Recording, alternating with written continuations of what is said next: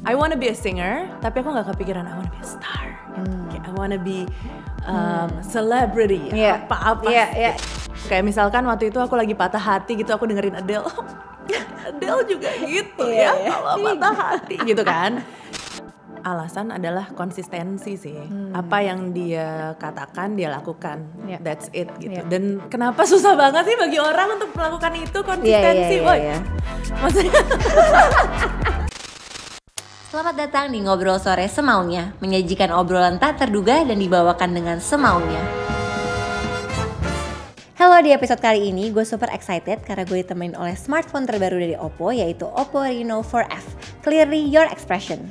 Oppo Reno 4F ini cocok banget untuk anak muda dengan berbagai keunggulan seperti bodinya yang ultra tipis dan ringan, AI Color Portrait, Super AMOLED display, dan masih banyak fitur menarik lainnya. Terlebih lagi ada lagu special collaboration berjudul Clearly Your Expression dari Oppo yang dinyanyikan oleh Raisa, Ran, dan Baraswara. Dan selain seru-seruan, di episode kali ini juga spesial karena Oppo Indonesia dan Raisa akan mendonasikan total 25 juta rupiah untuk penanganan COVID-19 kepada pihak yang akan dipilih di akhir acara. Jadi yuk ketemu sama bintang tamu kita hari ini.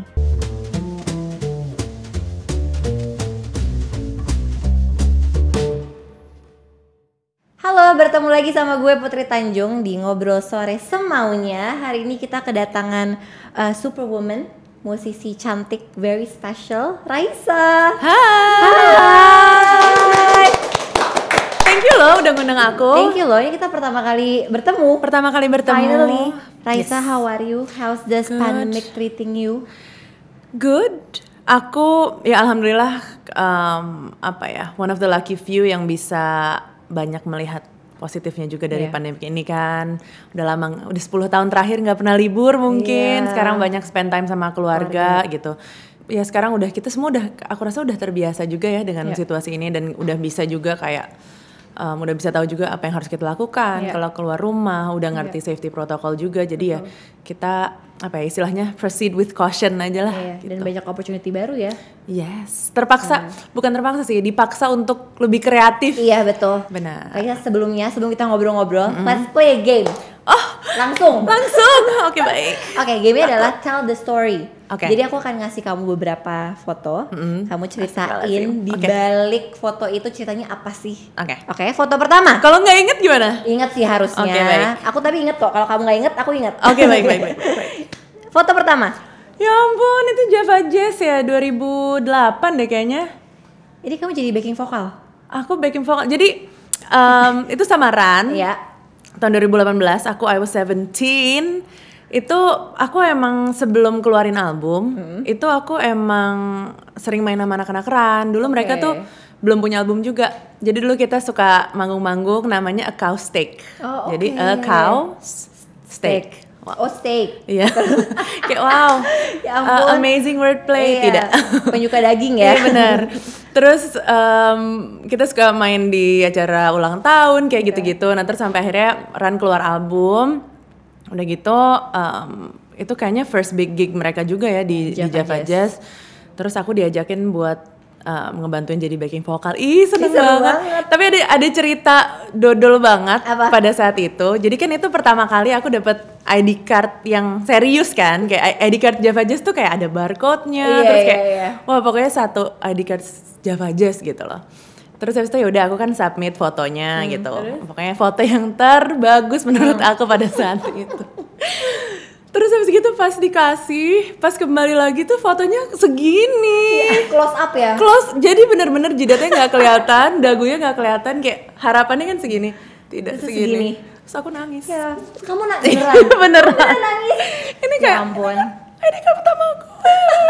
Aku nangis, kayak di dalam mobil tuh nangis-nangis gitu, kayak ya Allah sedih banget. Kamu udah berekspektasi kan? Ekspektasinya kayak ini akan gue pajang dan ini adalah hal terbaik selama ini. Ternyata segini ID card tersebut. Coba. Boleh. Terus kamu simpen nggak? Aku simpan, masih ada. Sampai sekarang? Masih ada, cuma nggak rencana dipajang, no. Tidak. Oke, next picture. Next, ya ampun. Ini waktu kamu What a cover Wonderful World itu ya ampun, dunia YouTube zaman dulu nggak kayak sekarang ya, nggak se-advance sekarang, nggak seniat sekarang, dan aku pun maksudnya bukan seorang apa ya, musisi multi talenta yang kayak banyak anak-anak YouTube yang sekarang gitu. Jadi kayak pas-pasan aja pada saat itu. Dan juga nganggap YouTube tuh lebih apa ya, kalau sekarang tuh mungkin YouTube tuh kayak TikTok kali ya zaman dulu gitu, yang kayak kita impulse aja gitu, bukan sesuatu yang harus kita bikin production. Kalau sekarang bukan kan serius ya. bukan serius, kalau sekarang kan harus produksinya ini untuk up di YouTube. Kalau zaman dulu mungkin seperti selayaknya kamu upload Instastory, itulah thoughts yang tercipta di balik upload video YouTube. Itulah jadinya gitu. Dan juga apa ya, masih sering ngobrol-ngobrol sama teman ataupun ngobrol-ngobrol sama audiens yang nggak kenal kayak gitu, kayak request dong ini bagus itu bagus gitu. Jadi lucu sih pada masa itu. Nggak banyak pikiran ya waktu itu kayak tidak upload. ada beban. Kalau sekarang kan gimana ya? Ini kualitasnya gimana ya? Oke, next. Uno gemas. Gemas itu salah satu foto favoritku sepanjang hidup. Itu pas lagi lamaran di rumah, itu ibu dan ayahku. Terus apa ya, apalagi ya yang perlu diceritakan dari masa itu seru aja sih, kayak ya gimana ya, kita kan selama ini sering kayak ngeliat foto-foto wedding apa segala macam, tapi ternyata pas ada di dalam momen itu tuh kayak itu hanya momen sekelebat banget yang kejadiannya pun akan cuma insya Allah satu kali seumur hidup. Amin. Jadi harus sangat-sangat dinikmati sih. Tapi aku tipe yang jarang ngelihat foto-foto apa namanya, kenang-kenangan gitu. Karena aku apa ya, kenapa ya aku kalau ngelihat foto-foto memori gitu malah jadi sedih gitu loh. Kenapa? Kayak pengen kayak ya udah lewat gitu. Kayak wow. Itu yang kalau misalkan gue mau nikah gitu ya, emang salah satu yang gue pingin banget bagus adalah fotografinya. Maksudnya harus bagus karena kan tuh dikenang cuma itu doang, satu-satunya memori yang akan kita bisa lihat terus gitu. Raisa waktu di momen ini sebenarnya apa sih yang membuat Raisa Hamish is the one? Apa ya? Aku sering ditanya ini terus nggak tahu juga sih sebenarnya jawabannya apa. Tapi kalau misalkan aku bisa rangkum itu jadi satu alasan adalah konsistensi sih. Aku rasa itu suatu hal yang sebenarnya basic banget tapi mahal banget ya gitu. Kayak apa yang dia katakan dia lakukan, that's it gitu. Dan kenapa susah banget sih bagi orang untuk melakukan itu, konsistensi, maksudnya ya nggak sih, kayak lo ngomong pria-pria di luar sana, kayak, lo ngomong apa, lakukanlah apa yang lo ngomongin, udah gitu. Maksudnya itu sesuatu yang sangat simpel, sangat basic, tapi entah kenapa kok susah dicari gitu loh gitu. Jadi apa ya, itu sih nomor satu, konsistensi. Dan juga apa ya basically sih kalau bisa ngerasain seberapa dalam seseorang itu mencintai kita, kita bakalan yakin sih. Setuju. Oke, next. So sweet. Itu kayak hal tersweet yang aku ngomongin buat kamu. Iya, gue gemas loh. Langsung. Halo orang di rumah. Foto terakhir. Ini adalah family in the time of pandemic. Ini family ini aku judulin Family Portrait 2020. Jadi ini waktu masih pertama nih, masih 3 bulan pertama pandemi kayaknya. Jadi mau ngapain ya gitu, kayak pertama-pertama kan justru banyak kayak yang kita bikin ini yuk gitu. Waktu itu aku sempat bikin video make up lah, video masak lah, apalah kayak udah iseng-iseng yang sebelumnya aku juga nggak pernah bikin gitu. Terus akhirnya kepikiran buat bikin ini yuk, family portrait pakai masker kayaknya lucu gitu. Terus itu juga si Zalina kayak 1 detik itu adalah sebuah split second sebelum kemana-mana ya. Sebelum susah sih ditarik, foto alhamdulillah sukses 1 detik itu di lucu banget pekarangan kita. Gemas. Oke. Raisa, kita ngomongin soal karir sekarang. Yes, boleh. Waktu itu Raisa apa awal memutuskan gue mau berkarya di industri musik? Dan sebenarnya dulu tuh cita-citanya emang udah mau jadi penyanyi dari kecil atau gimana? I wanna be a singer, tapi aku nggak kepikiran I wanna be a star. Gitu. I wanna be celebrity, apa-apa gitu. Nggak pernah kepikiran sisi itunya dari sebuah penyanyi gitu. Jadi yang dipikirin tuh pengen punya album, pengen nyanyi di atas panggung, kayak gitu. Jadi pas akhirnya aku bener-bener gue komit, gue terjun ke dunia ini. Itu teman-teman sama keluarga-keluarga yang nggak immediate ya, yang keluarga ring 2-nya lah itu kayak oh ya ini oke gitu ya bisa ya nyanyi di depan orang kayak gitu-gitu. Oh ya gitu. Waktu Raisa masuk ke industri musik, dunia digital kan belum seperti sekarang. Jadi waktu itu apa prosesnya untuk kayak memperkenalkan karyanya Raisa di zaman dulu yang belum digital, belum gimana-gimana, sama perbedaannya sama sekarang yang kita very digital native gitu. Kalau dulu sih aku tuh pas kita keluar dengan Serba Salah itu tuh YouTube juga kita masih coba-coba ya. Jadi pada saat itu aku nge-launch emang di YouTube, ada video klip sama waktu itu kita bikin unplug session gitu. Jadi aku sama produser-produser aku main di rumahnya Asta tuh. Terus kita up juga di YouTube dan yang anehnya adalah malah video itu yang dapat lebih banyak perhatian gitu. Jadi emang dari dulu tuh orang tuh kalau di digital emang lebih suka sesuatu yang raw, sesuatu yang emang asli, yang nggak dipoles lah gitu. Nah jadi aku ngerasa karya-karyaku waktu itu lumayan berkembang bersama popularitasnya YouTube di sini juga gitu. Jadi alhamdulillah cukup beruntung di era itu gitu.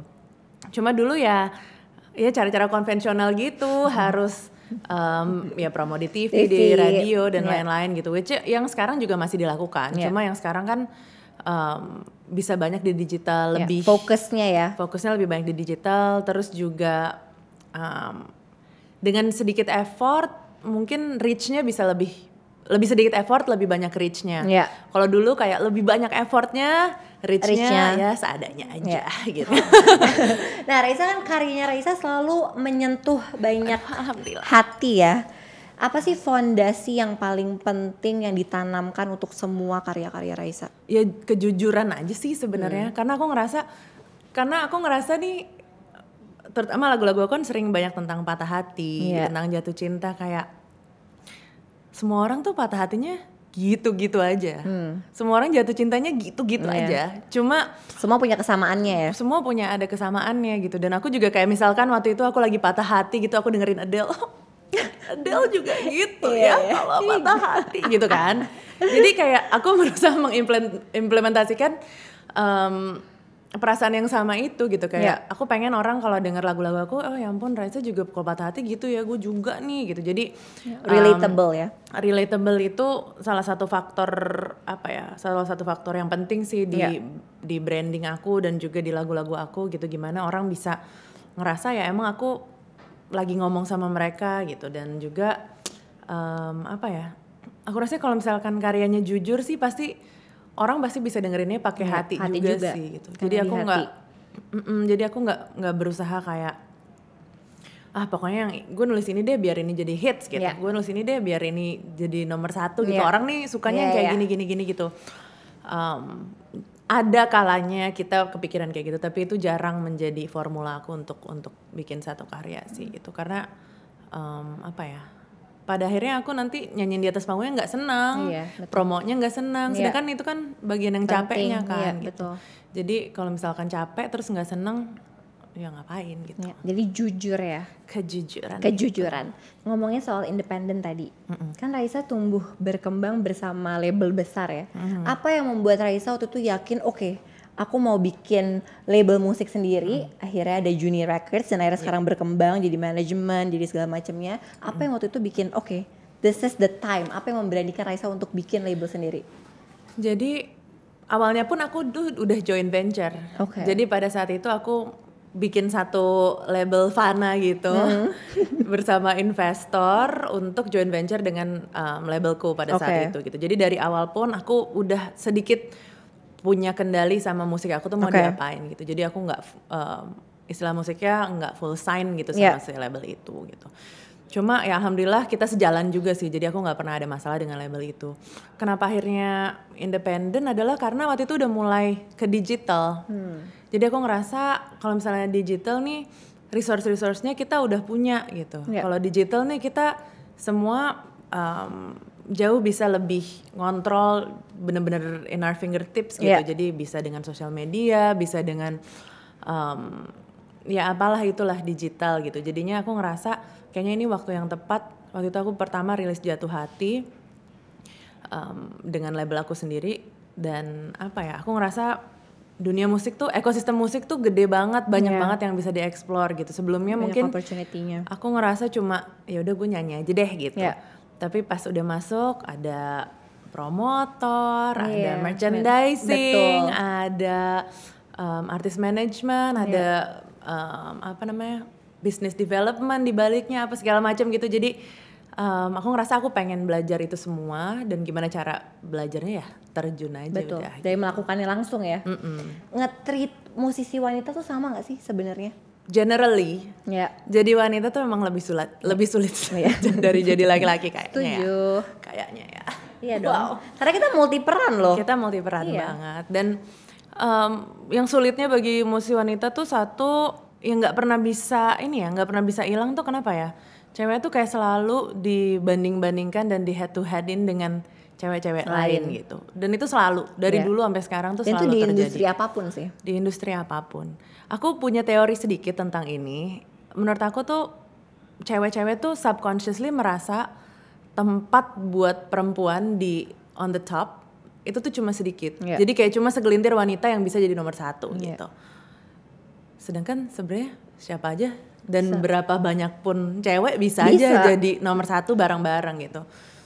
Jadi karena pemikiran yang kayak gitu bikin orang tuh jadi kayak yang ini nomor 1 berarti yang ini nomor 2, yang ini nomor 3 gitu. Padahal ya udah jadi nomor 1 aja bareng-bareng gitu. Setuju. Nah kayak gitu-gitu tuh yang menurut aku agak sulit di mental kita dan juga apa ya nggak enak lah di apa namanya dijalaninnya gitu. Selalu ngebanding-bandingin cewek sama cewek dan kayak seolah-olah kita tuh selalu kompetisi, selalu berantem, terus padahal biasa aja. Terus ya itu dia pas awal-awal tuh mungkin itu yang bakalan kalau misalnya musisi baru mungkin itu yang bakalan berat gitu ya.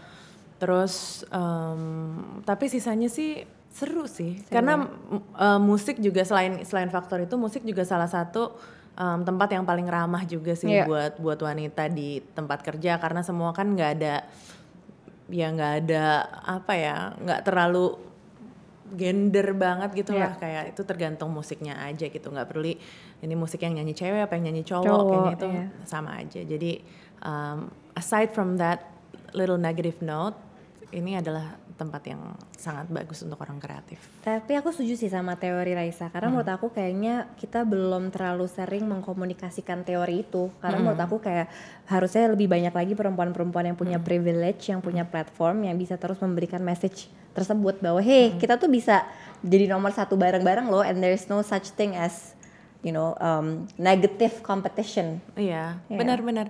Dan ya apa ya sebenarnya misalkan aku bilang, Putri cantik ya gitu. Bukan berarti aku bilang, aku jelek gitu. Enggak kayak cantik, aku cantik, kita semua cantik gitu.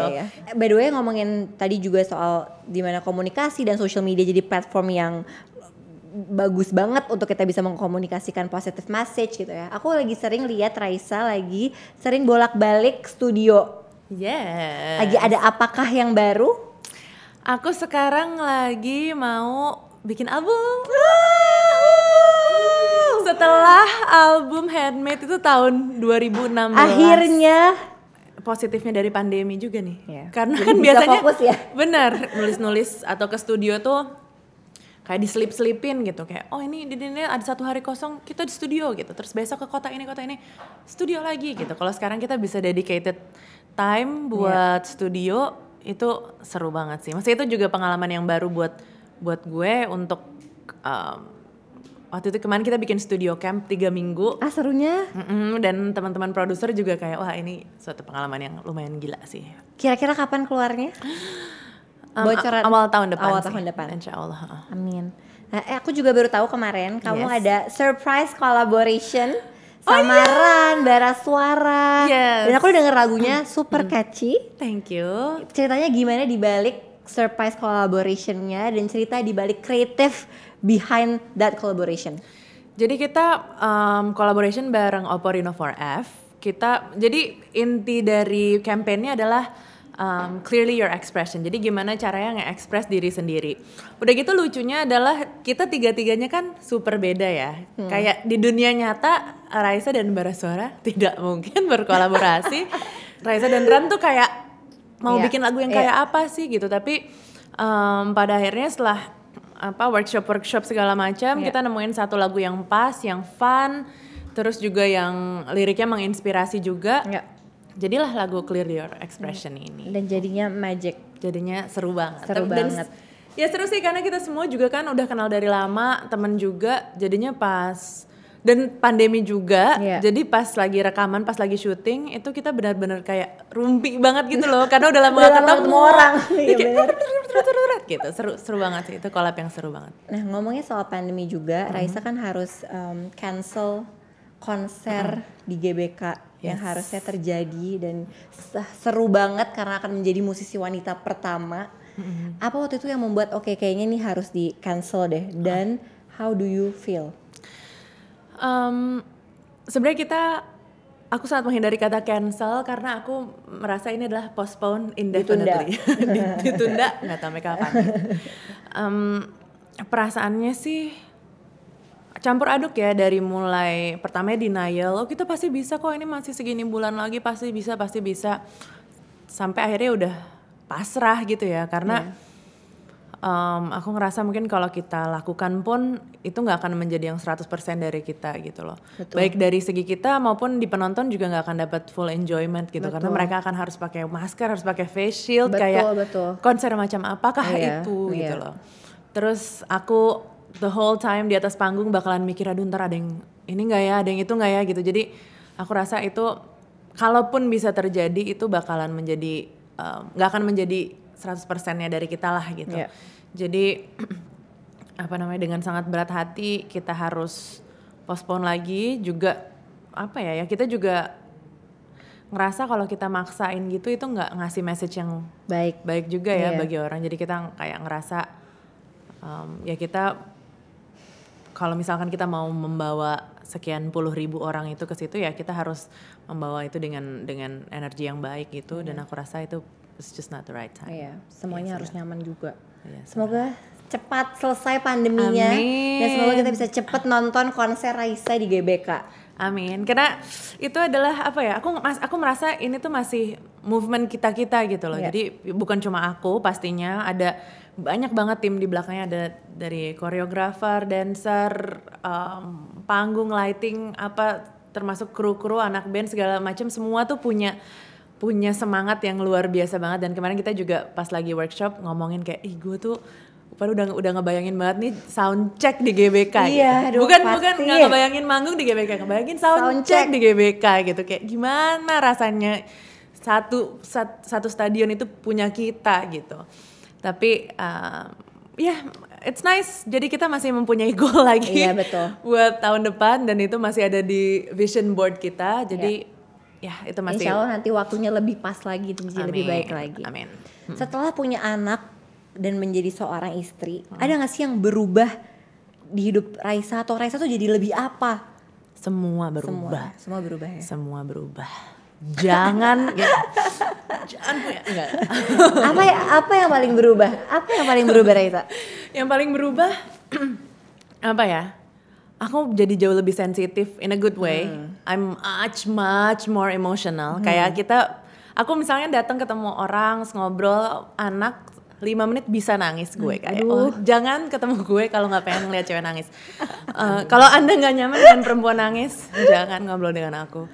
Sebelumnya aku emang orangnya cukup emosional juga ya, penulis lagu ya.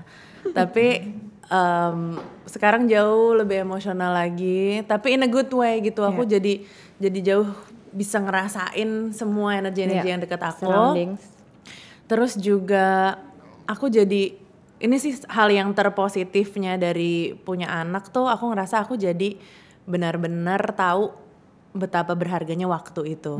Karena aku ngerasa waktu tuh tadinya fana. Waktu. Kita paling tahu waktu kalau kita lagi ulang tahun. Gue sekarang umur segini, gue sekarang umur segini. Tapi begitu punya anak tuh itu wujudnya waktu. Jadi tadinya dia bayi, dia tiba-tiba bisa ini, tiba-tiba bisa itu. Dia adalah wujud nyatanya waktu gitu. Jadi kayak lo tadinya waktu tuh nggak ada, jadi ada gitu loh. Jadi aku jauh lebih menghargai waktu dan jauh lebih kayak, oh my god, waktu tuh cepet banget. Gimana nih? Nah itu tuh aku gak kebayang. Iya, itu tuh setelah punya anak, jadi bener-bener Harus menghargai waktu dan aku juga masih beradaptasi dengan misalnya mood aku yang kayak masih aduh gue nggak pengen ngapa-ngapain terus kayak istirahat yang nggak berkualitas atau kayak gitu tuh aku jadi kayak enggak, waktu tuh cepet banget ya kalaupun istirahat harus berkualitas kalaupun kita semua harus berkualitas gitu sih. Jadi semuanya serba maksimal ya. Iya. Parenting versi Raisa seperti apa? Seperti apa ya? Aku sih termasuk yang lumayan santai sih. Dan karena aku orangnya juga cukup introvert, nggak terlalu banyak teman juga. Temennya tuh maksudnya close circle aja. Jadi aku ngerasa anakku nih kayak sahabatku gitu. Jadi aku ngerasa seru gitu kayak di bawah seru gitu. Sebenarnya kalau misalkan dulu tuh aku mikir aku tuh bukan yang tipe dari dulu pokoknya aku tuh pengen punya anak gini gitu. Aku bukan yang tipe kayak gitu banget ya. Tapi begitu akhirnya punya anak tuh, karena aku dulu takut kayak punya anak ribet ya, kayaknya ntar jadi nggak bisa ini deh. Emang dan itu memang ribet, nggak bisa kesini, nggak bisa gitu, nggak bisa ini gitu. Tapi yang surprisingly adalah you wouldn't mind. Jadi kayak emang ribet, tapi ya udah nggak apa-apa gitu, kayak tetap gue kerjain gitu. Parenting buat aku tuh ya segalanya di bawah seru aja gitu. Dan aku juga masih struggling sih dengan mom guilt gitu. Sesuatu yang aku nggak pernah experience sebelumnya, tapi ya sudahlah, semuanya dijalanin aja. Apa impian terbesar untuk seorang anak? Untuk anak Raisa apa impiannya? Ada nggak sih? Ada ekspektasi tertentu kah atau berharap anak Raisa bisa menjadi apa? Atau nanti akan dibebaskan aja? Aku sih cuma pengen satu, aku pengen anakku tuh punya prinsip. Jadi aku rasa kalau selama dia punya prinsip, dia punya dasar yang bagus, terserah mau jadi apa aja, pekerjaannya mau apa, karena toh lo udah punya prinsip gitu loh.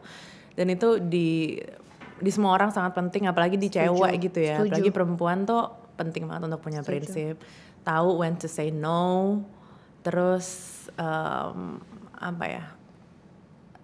ya gitu sih. Kalau misalkan udah punya strong foundation, akarnya kuat, prinsipnya kuat, aku jadi pede gitu loh untuk dia memilih jalannya dia sendiri gitu. Ada nggak sih goal atau impian Raisa yang belum tercapai, yang ingin banget dicapai dekat-dekat ini, atau long term goals? Banyak banget. Aku konser GBK masih jadi kita tunggu. Goal aku, insya Allah gitu, itu bisa secepat mungkin kita wujudkan. Terus semoga pandemi ini cepat selesai ya. Gimana sih, kayak even sebelum tahun ini pun kita kan udah 2 tahun gitu loh ngerencanain konser itu. You can almost taste it kan udah. Bener. Jadi itu masih jadi goals kita. Terus aku juga aku pengen banget punya international album. Terus aku pengen punya business venture lagi lah. Aku suka beauty, aku suka. Siapa tahu kita bisa bekerja sama. Nanti kita ngobrol ya sis. Abis ini kita ngobrol ya. Aku suka banget beauty. Terus habis gitu aku suka masak, suka apa macam-macam gitu yang selama ini belum aku eksplor karena aku sangat fokus di musik. Aku kayaknya tahun ini dan kedepannya mulai pengen merambah ke daerah situ. Oke, semoga semuanya tercapai. Amin. Raisa, last question. Yes. Kan ngobrol sore semaunya ini will forever be di YouTube kan. Apa yang Raisa ingin sampaikan ke Raisa di 5 tahun mendatang? Nanti misalnya Raisa 5 tahun mendatang nonton nih NSS, apa yang mau disampaikan? Apa ya? Takut ya. Takut. Aku orangnya nggak pintar nostalgia. Semoga kamu bisa jadi orang tua yang baik buat Selina. Terus semoga dalam 5 tahun ini kamu udah maksimalin semua waktu yang diberikan Tuhan kepada kamu. Terus semoga konser GBK-nya udah terjadi. Amin. Dan sukses. Amin. Terus semoga dalam 5 tahun ini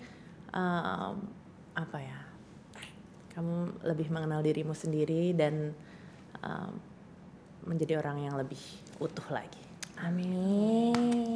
Love you. Loh. Bagus dong. Self love. Raisa, di program NSS kali ini kita berkolaborasi sama Oppo. Oppo akan mendonasikan 25 juta ke pihak yang membantu penanganan COVID-19. Raisa ingin mendonasikan 25 juta kemana? Atau ke pihak apa? Pokoknya ke garda terdepan,